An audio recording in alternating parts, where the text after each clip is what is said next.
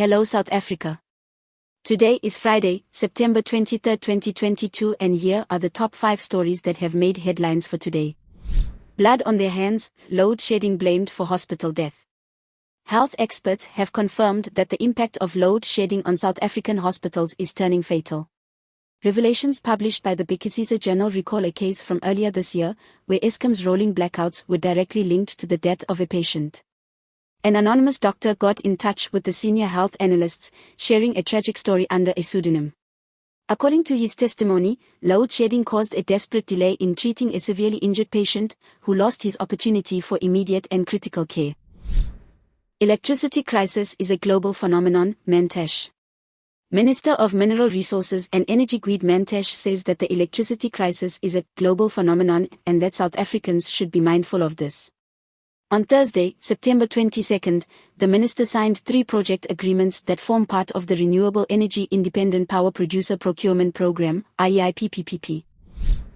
Stage 5 load shedding will be with US until the weekend.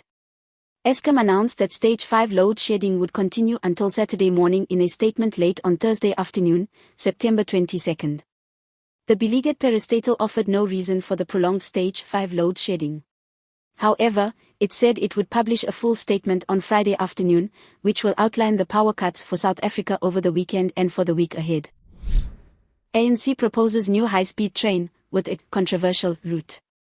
Remember when Cyril Ramaphosa went off into his own little world during SONA 2019?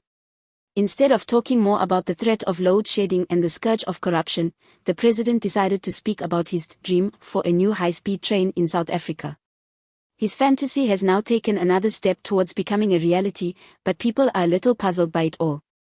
A joint meeting between the provincial governments of Limpopo and Gauteng, held earlier this week, resolved to push forward in creating a high-speed train between the two regions. That's all well and good, until you consider that one of the destinations is Musina.